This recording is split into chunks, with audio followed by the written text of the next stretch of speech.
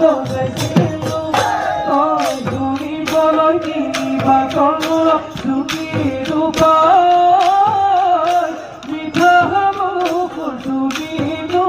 মিঠা মুখৰ জুতিনো বানাই দেউতালাই থাকো কথা জুতিৰ উপায়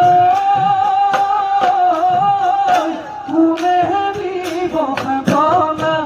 বহি লৈ কাষতে মোৰে বিচনা জুতিৰ উপায়